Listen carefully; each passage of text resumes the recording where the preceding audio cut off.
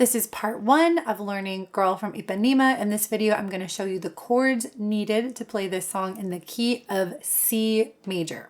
I chose this key.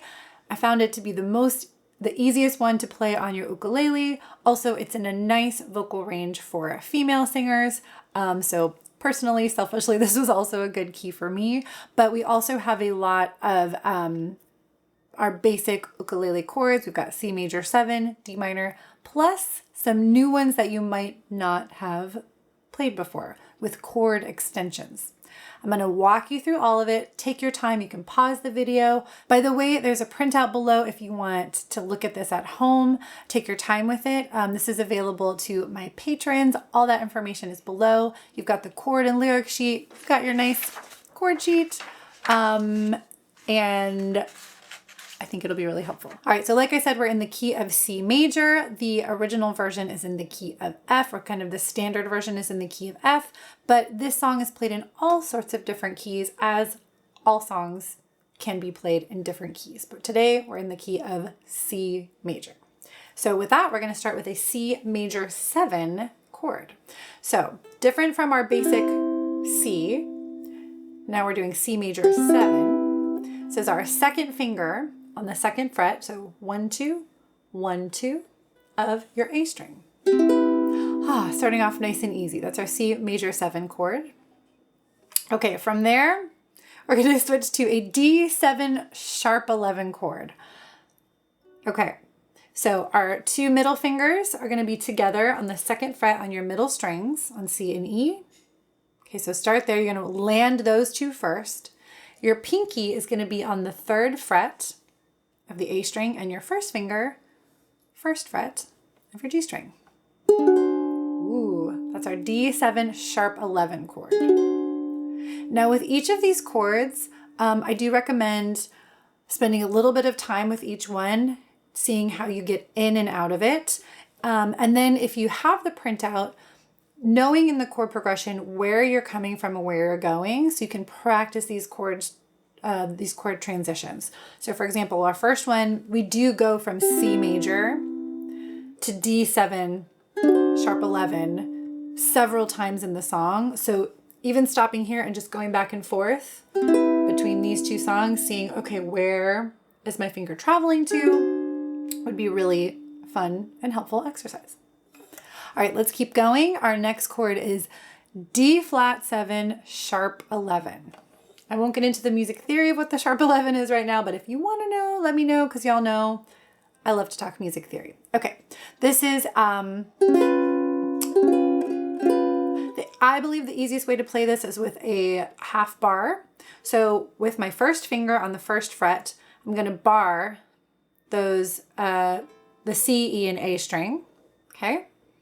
And then with my second finger, it's going to come down and play the 2nd fret of my A string. I'm going to give you a little alternative if this is hard for you to push down the bar on the 1st fret, which this is where there's the most tension on the strings, close to the net up here. So another way to play this is you can use these 2 fingers for your bar, and this will be a theme because we've got more bar chords coming up, so brace yourselves. But you can use both of these fingers for strength to push it down. In this case, you would use your ring finger, your 3rd finger, to play that 2nd fret. Okay, so that's our D flat 7 sharp 11. Ooh, and the next we have a nice D minor chord. Okay, all right, D minor. This is a 3-finger chord. So this is like an F chord if you know F, and you put your ring finger down. But let me break that down for you. Okay, so I'm going to start with my 2nd finger, my middle finger on the 2nd fret G string. My ring finger is going to be on the same fret, 2nd fret on my C string. And then my 1st finger, 1st fret of the E string. It's our D minor chord. Next we have D flat 7. Okay, so this is very similar actually to the D flat 7 sharp 11. We're actually going to bar the whole top fret, and now I do recommend using both of these fingers if you need that strength to push it down, so nothing buzzes. If something's buzzing, you might need to push a little bit harder, or use that second finger for strength. And then I'm going to use my third finger or my ring finger on the second fret of my A string. That's our D flat 7 chord. From there, let's go straight to our D flat major 7 chord. And all we're going to do is go up a fret. And I'm playing this with my pinky on the third fret of my A string. So we're going from here to here. All right. So here's our D flat 7. Here's our D flat major 7. I got a little buzz there, so I got to push harder. There we go. Our next chord is F sharp 7. Now I wanted to choose kind of the easiest version of this chord. I do have an option for you. So I'm going to show you the F sharp 7 chord first, and then I'll give you maybe an easier option. Doesn't sound as pretty though, so I'll show you that. So we're going to take this, actually the same exact shape that you used for your D flat 7. Okay, so this shape, but we're going to play it on the 6th fret.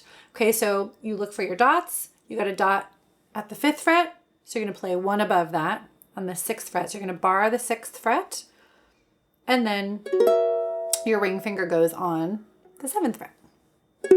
That's our F sharp 7 chord.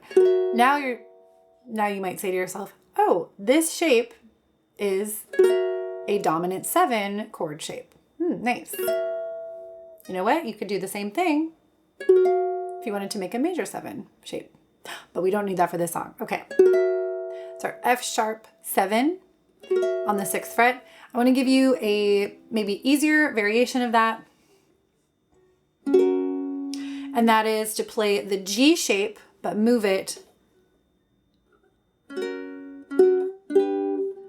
down to the 1st fret and 2nd fret there.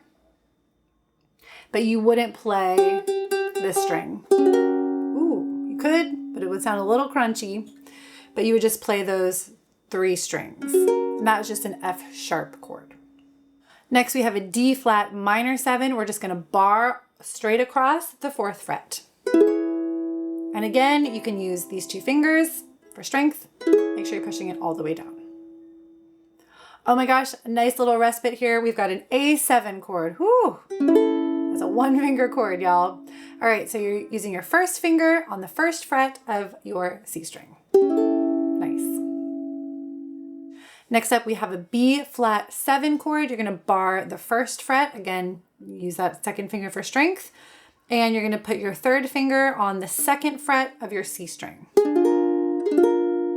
That's your B flat 7 chord. There it is. E minor is next. This makes a nice diagonal on your fretboard. 3-finger chord. We'll start with our 3rd finger, our ring finger here. So this is on the 4th fret of your C string, and then it follows diagonally up the fretboard. So your middle finger or 2nd finger is on the 3rd fret E string, and your 1st finger is on the 2nd fret A string. So E minor. 2 more to go, y'all. You're almost there. We have an A7 flat 9 chord. Peace sign fingers. There's going to be a string in between them on the 1st fret. So 1st finger is on 1st fret C string, skip a string. 2nd finger is on the 1st fret of your A string. Ooh, it's our A7 flat 9.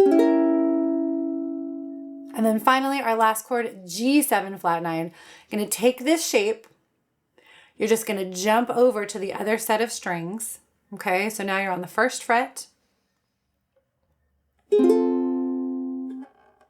So now you're on the 1st fret. And now these other 2 fingers are going to come fill in the gaps in between there. So land your peace sign fingers first. Okay, so 1st fret G string, 1st fret E string. Then your ring finger is going to come on the 2nd fret C string. And then your pinky is going to come on the 2nd fret of your A string. So you get a little zigzag there on the fretboard. That's a G7, a flat 9 chord, also a diminished shape. Okay, we made it through all the chords.